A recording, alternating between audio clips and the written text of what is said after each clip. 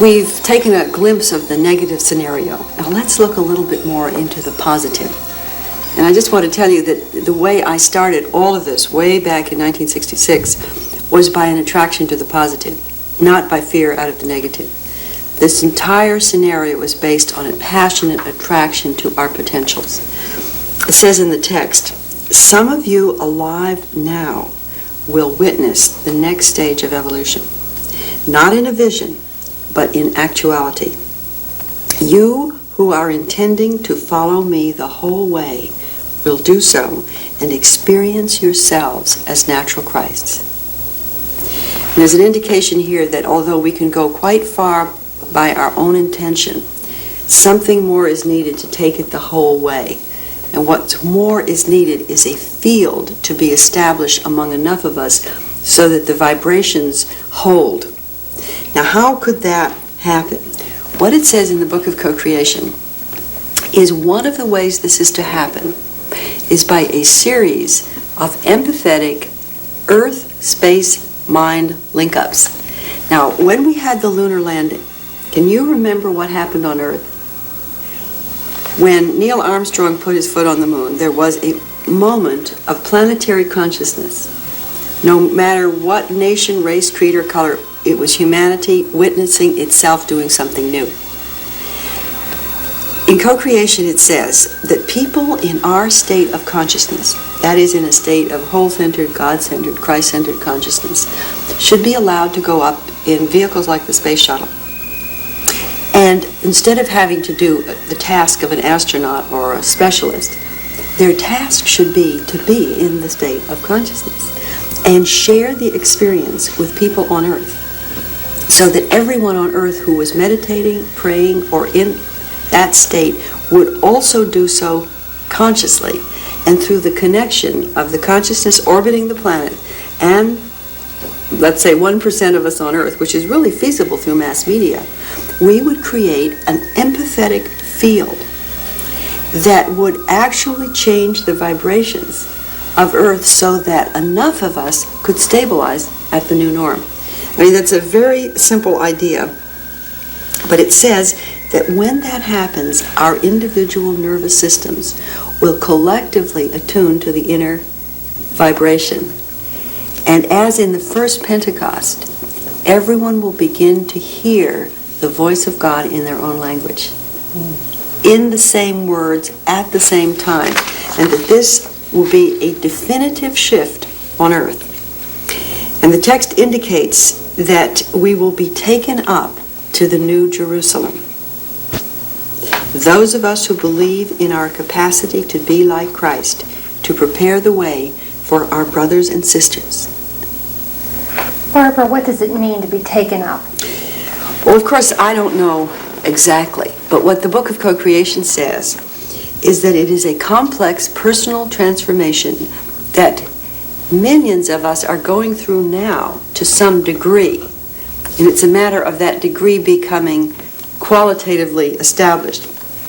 You enter a state of holistic or Christ-centered consciousness as a norm. You don't flicker in and out of it anymore, you hold it. And in this state, you are awakened by an inner electricity which subtly changes the frequency of the atomic level in your body. The atoms quicken, and they thus allow you to resonate at the same frequency as other beings who have graduated from their terrestrial wombs. The text says that if we go through this oneness together and it's on mass media, through the lifting of our vibrations collectively, we will collectively see other beings. Now, can you imagine what a unifying experience that would be on Earth? Instead of it being the negative fear of aliens coming in, which you see in the science fiction, what it would be the common attraction of experiencing a higher dimension of reality together beyond the divisions of religions and cultures. So they couldn't be separated and say, well, it's mine, or no, it's mine. Some other characteristics of the positive scenario are interesting. For example, the New Testament says that time, as we know it, will disappear. The interpretation of that is that time is perceived when we are in self-centered consciousness and experience ourselves as separate. When we move into whole-centered, God-centered, Christ-centered consciousness, we experience ourselves in an eternity. We have access to what has been, what is, and what will be, and we unfold, but we do not actually experience time passing. And particularly as we move towards a continuity of consciousness, where we don't live a certain length of time and die and then have to get started again. When we have that continuity of the past, present, and into the future, the sense of time as we know it with the 5 mammalian senses will pass, and we will experience ourselves as contiguous with all that has been. We will learn the code of degeneration, or programmed death, and change it consciously to the code of regeneration and chosen life. We will gain the capacity to leave our bodies at will, renew them at will, dematerialize and rematerialize them at will, and redesign them as necessary to survive in the new environments beyond the biosphere of Mother Earth. Everyone will be born a natural Christ. Everyone will be a chosen person, a higher being, a self-selected life. The next stage of evolution, we will be godly rather than human. We will be godliness personified. We will always be connected to the whole. We will have the capacities of a natural Christ, which include self-healing, telepathy, clairvoyance, clairaudience, levitation, materialization, and dematerialization. Empathetic love will be a constant state.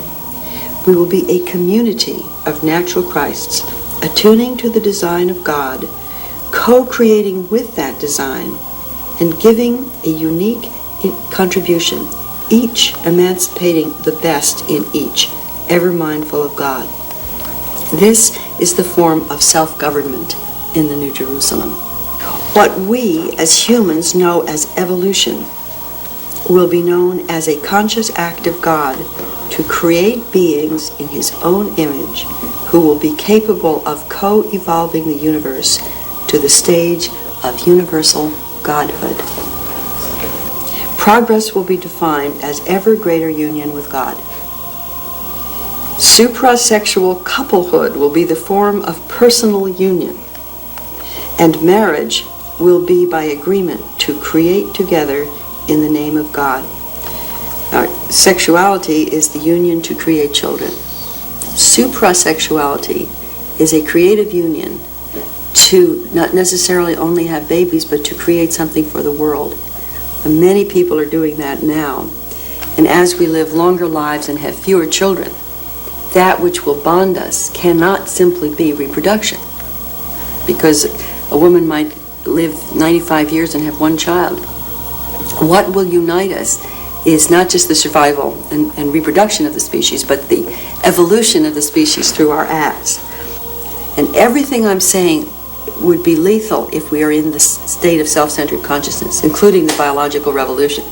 But if we are God-centered beings, then we're supposed to have dominion over our bodies. The bonds of shared intention are far deeper than the bonds of blood. None of this is a surprise. The saints and seers throughout history have told us all these things. And just now we are beginning to realize that it is true. All of it, quite literally true.